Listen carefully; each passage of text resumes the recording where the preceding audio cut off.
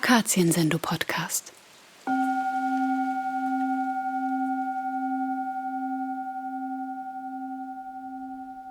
As far as I remember, when we met a fortnight ago, we talked about mind.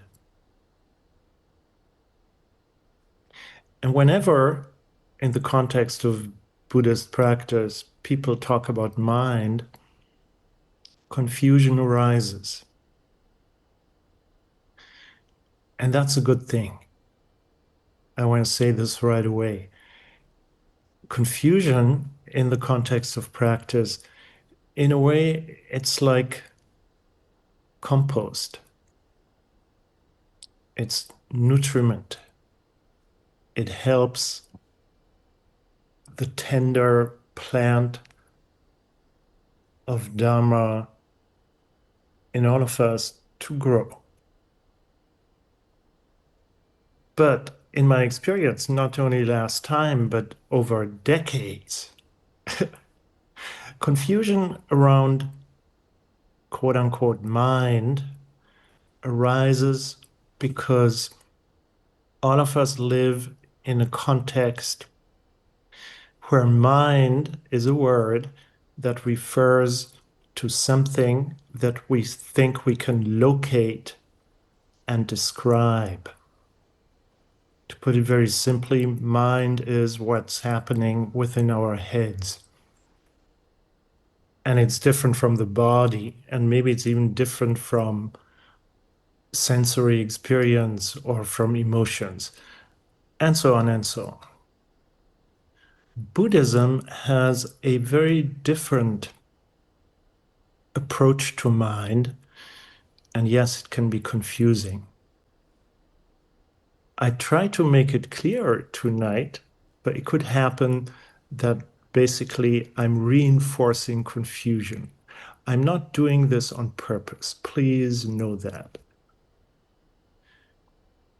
I already mentioned Dōgen. So, for example, Dōgen Zenji in the 13th century simply put it like this: all beings and all things are just one mind. All beings and everything else, rocks, teacups, and so on, are just one mind. So as practitioners, then we might come up with ideas like, oh, here he's talking about universal mind. There's a big mind beyond my small mind, and that mind contains all beings and all things. It's an understandable conclusion. I'm suggesting to you it's wrong again. Buddhism doesn't teach a mind separate from phenomena and beings. What Dōgen says is difficult to fathom for us. He simply says, it's very simple. He says, all beings and all things are mind. I'll translate this. Your ordinary daily perception and what appears within that perception, everything, is mind. Strangely enough, when we realize this, it's liberating. And that's why I bring it up. So, I think I also mentioned the Genjōkōan, and I even made a suggestion to sometimes simply read it. And then I think we can really get in touch and study our confusion, because the Genjōkōan is not a text we can simply read and say, oh yeah, I get it. It, so to speak, produces confusion. But again, Dōgen doesn't want to torture us. On the contrary, he wants us to help wake up from confusion. But before we wake up from confusion, we have to feel it and become intimate with it. And then we can wake up. There is a passage in the Genjōkōan which directly speaks about confusion and waking up in confusion. It's different from waking up from confusion, which I just said. So you see, I'm confused myself. It's kind of in the center of the Genjōkōan, and for me personally, it is the center of the Genjōkōan. It's very beautiful and very deep and very liberating. Let's look at it in detail. Dōgen writes, when Dharma does not fill your whole body and mind, you think it's already sufficient. When Dharma fills your body and mind, you understand that something is missing. How is it? Does confusion arise right now? Maybe. I could say it's one of those typical strategies that Dōgen employs. He puts things upside down. Don't we expect something when Dharma does not fill our whole body and mind? We think it is not sufficient. But don't we also think when Dharma fills our body and mind, then it will be sufficient? I mean this in a very simple way. We come to practice maybe for the first time in Akazienzendo, or we have been practicing for 40 years, or all kinds of variations in between.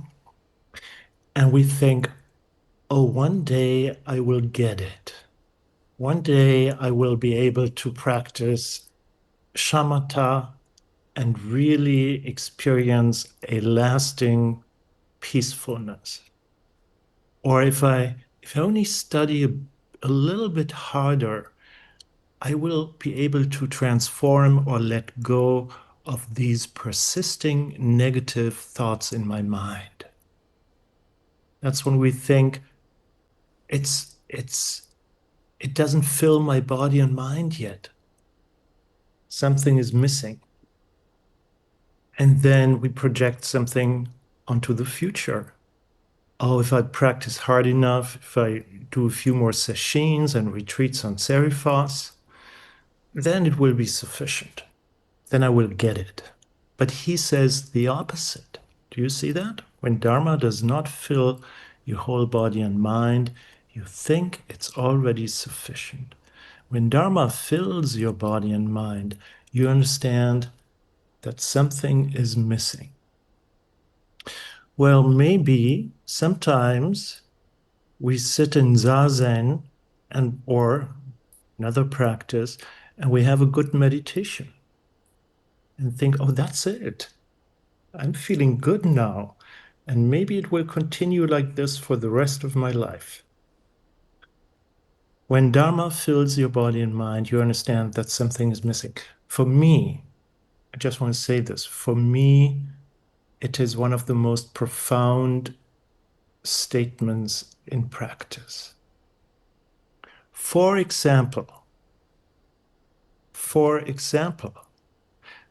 so I understand this as, now I, Dōgen, I will describe to you what it is that is missing. Is that clear? I will describe to you what it is that is missing. For example, when you sail out in a boat to the midst of an ocean where no land is in sight and view the four directions, the ocean looks circular and does not look any other way. So when we first come, I want to play with this. When we first come to the ocean and it does not fill our whole body and mind, we might think, oh, this is sufficient. This is how it is. The ocean is round. Do you understand? The example of the ocean I also take to express that Dōgen is not talking about individual perception, where we're all different. Let's say my ocean looks different from your ocean, something like this. And we could even argue which one is the correct ocean, my ocean or your ocean. Mm-mm. This is 13th century Japan. What Dogen talks about is how the human mind has been functioning from the beginning of human minds. It's transpersonal, it's transhistorical. What I simply mean, I'm looking at you. For example, Monica and Sylvia, you live on the Canary Islands. I don't know if you've ever taken a ferry to the mainland. I don't even know if they exist. Or Tina, Sonia, if you ever have taken a ferry, for example, to Crete. Because in Greece, it's a little difficult because when when you sail out in a boat to the midst of the ocean in Greece, you see all these beautiful islands. But when you sail beyond, maybe to Crete, there comes a point when you look around and there's no storm and no high waves. The ocean looks round. It cannot be any other way. He simply describes human perception, period. And now he says this thing. He says, but the ocean is neither round nor square. Its features are infinite in variety. It's like a palace. It is like a jewel. It only looks circular as far as you can see at that time. The ocean is neither round nor square. Some people understand this as, yeah, of course, if you look at a map of the Pacific Ocean or the Mediterranean or the Atlantic Ocean, you can see it's not round and it's also not square. It has many features. But Dogen is not talking about this. This would reifying the idea of some objective perception where we can look at things and completely know how they are. What he plays with, it's implicit in this passage, is different kinds of perception. A little bit, I would say this is mythology or a classical Buddhist teaching, which, as many of you know, talks about different realms of existence. But for Dogen, he describes these different realms of existence as different realms of perception. So, if I may briefly mention this, there's the human realm. It's kind of in the middle. There's an even balance between joy and suffering in the human realm, which allows us to practice. And there are two realms above, the fighting gods, a little bit like the Olympians in ancient Greece, and the gods. And there are realms, so to speak, underneath, animals, hungry ghosts, and hell beings. So these realms mark different levels of suffering. They can be understood psychologically, but this is a different topic. It is like a palace. For ocean dwellers, sometimes it says for fish, it's like a palace. So for beings who live in the ocean, so the animal realm, says Dogen, perceives the ocean like a palace. I sometimes see this as it's almost like telling kids. It's very sweet.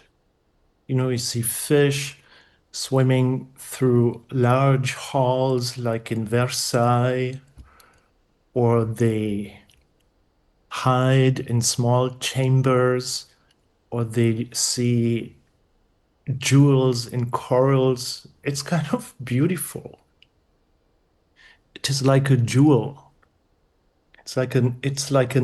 Another translation is it's like pearls or it's like a necklace. Here, Dogen refers to the realm of the fighting gods above us. Let's say the Olympians look down on the islands in the Aegean Sea and they see it as an intricate jewel, something really beautiful. Now, of course, I would say Dogen has no idea. That's what he teaches, how fish see reality. I think we have no idea how animals see reality, but I have the idea, and this is what Dogen expresses, they see it very differently from us humans. Fish do not see the ocean as being round. And then Dogen says, all things are like this. So the ocean, the example of the ocean, is only a metaphor. All things are like this.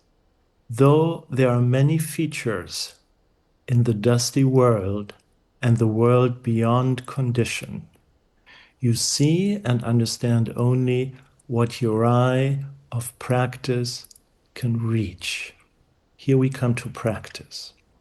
But let me translate, because this might be terse, strange, difficult language. The dusty world is the world of form, which we usually mistake as the totality of reality. It's what's called form in the Heart Sutra. It's a dusty world of separate phenomena and separate beings. And the world beyond condition is emptiness, is the world of emptiness. Now, this is just one world. There isn't a dusty world and then a separate world that is beyond conditions. This is the one world. And in this world, this is really important. We see and understand only what our eye of practice can reach. I don't want to talk too long, so I come right to the point. The eye that doesn't practice sees the ocean as being round. The eye that doesn't practice sees a computer screen outside of itself with beautiful beings on it, that this eye that doesn't practice thinks that he, that is me, knows these people and that they are far away, some of them in different countries. And yes, there is some truth to it. But the eye that practices, coming back to the first sentence, starts to see that something is missing, which is objective reality. The eye that practices can see that it is seeing a computer screen, and that this computer screen and the seeing is inseparable. But the eye that doesn't practice doesn't believe that. It thinks the computer screen is out there. In order to learn the nature of the myriad things, you must know that although they may look round or square, the other features of oceans and mountains are infinite in variety. Whole worlds are there. It is so not only around you, but also directly beneath your feet or in a drop of water. So here I feel it right now. I have goosebumps all over. Dogen gives us the abundance of practice. Whole worlds are there in a drop of water. I find it interesting that how many 7 centuries later, this is also what natural science tells me. Whole worlds are there in a drop of water. However, Dogen's understanding is we will never see this infinity of variety that is all things. I hope that isn't disconcerting in any way. Back to the beginning, when Dharma does not fill your whole body and mind, you think it's already sufficient. I see the world. I can describe it in objective terms.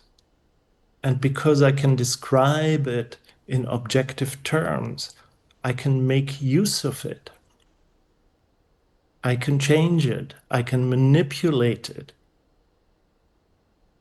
When Dharma fills your body and mind, you understand that something is missing. What's missing simply is the complete picture. There's a world, I don't doubt that, but we only see it in bits and pieces. What comes to mind, I think I want to express this, is Anton Zeilinger, a quantum physicist. I read this in an interview for German-speaking friends in Die Zeit lately. So quantum physicist, he uses very different language. He says about, how do I want to say this? There is an irreducible limit to human perception. Do you understand? We cannot go beyond human perception. We cannot go beyond the perception of a round ocean or a computer screen outside of us. And that's fine because that's how we function in daily life. But Zeilinger also says quantum physics shows us that we can never get a complete picture of the objective world. Not because science isn't far enough in its development. On the contrary, science can prove, quantum physics can prove, that we only always see bits and pieces or fractions of reality. And the scientist in this interview said, and I must say I like that, he said, it is as if God wanted to conceal something from us. It is as if God wanted to conceal something from us. To end, what's the point of all that? In my mind, I'm not engaging in, I don't know, theoretical or philosophical speculation, but I'm trying to express an important point in practice. If I see and really understand that my perception is not giving me the whole truth, hopefully I become humble. If I see that Dennis is not this person I've known for years, I know who Dennis is, but that all I have is my perception of Dennis. And beyond that perception of Dennis, there are whole worlds, as Dōgen puts it. There are whole Dennis worlds. And this is wonderful because then my practice can be every time to ask anew, who's Dennis? Or ask Dennis, hi, how are you? And then learn about you. But I will never learn the wholeness or the completeness of Dennis, because it is simply outside my perception. And when this Dharma fills my body and mind, I understand that something is missing, and this humbles me. Also, before Dharma fills our body and mind, I think we can practice this. We don't have to wait. That would be contrary to Dogen's teaching. I think, for example, this is a suggestion for, I would say, creative practice. For example, Irene, if you walk around Freiburg or Tina around Athens or wherever we are, our usual mind thinks, oh, there's the Acropolis, or there's the Münster, the big church in Freiburg, or whatever it is. Or you meet people. Oh, there's X, Y, Z, and I know this person. Hey, how are you? We could practice, we could remind ourselves it's a subtle shift, but it's a very deep shift I'm suggesting to you. Like I could practice, oh, I see my seeing of the Acropolis. Oh, I see my seeing of Sonia. Oh, I see my seeing of beautiful green meadows in Ireland. Whatever. And then see how your body mind responds. There is this irreducible contingency between us and what we see. Or I could put it differently, there is this deep connectedness between us and what we see, or hear, or smell, or taste. This is what in Mahayana is meant by non-duality. The world and the person always arise together.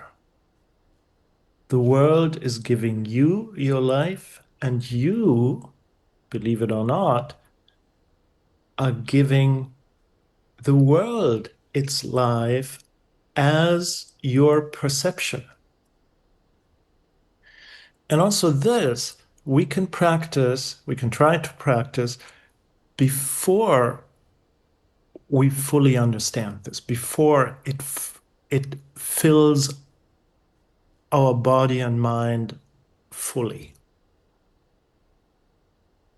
I think I relate differently to people based on whether I think they are out there separate from me. Then all kinds of difficult states of mind can rise, but we can take up a practice I'm suggesting to you where we pause and maybe remember, oh, I'm not looking at Dharma, but Dharma and me are arising together. And maybe that's my German take. I just thought, how beautiful. Remember to make these separate members like Dagmar and Bernd, to remember them, to connect them, to make them whole again. This is the Dharmic practice that I think Dōgen suggests in this passage. I'm sorry, I want to say something else. From the viewpoint of what Dōgen expresses, meditation is like this. Yes, usually in meditation, we work with I meditate, and separate from I meditate, there is the experience of my meditation. This is even reinforced in meditation practice. Mindfulness is often taught as, here I am, the onlooker, and I study mindfulness of body and emotional states, and so on and so on. And that's fine. In the transformation, in the dharmic transformation that Dōgen describes, we start to see that the self that looks at stuff, at thoughts or emotions, is nothing but awareness itself. And what the self or this onlooker looks at, physical sensations, sounds, etc., you get the picture, is nothing but awareness itself. That is the point when ordinary people like us realize Buddha's luminous mirror wisdom. It's like looking at a mirror, but there's no one looking at the mirror. It's simply realizing that all beings as they are and all phenomena as they are just one mind. May it be so. Thank you very much for listening. Das war eine Folge des Akazienzendo Podcast. Wenn du deine Praxis vertiefen möchtest, bietet Akazienzendo eine Vielzahl von Meditations- und Kursangeboten, die dich auf deinem Zen-Weg begleiten können. Informationen dazu findest du auf unserer Homepage. Wenn du unsere Arbeit und unsere Podcasts unterstützen möchtest, freuen wir uns über deine Spende. Den Link zur Spendenseite findest du in den Shownotes oder auf akazienzendo.de.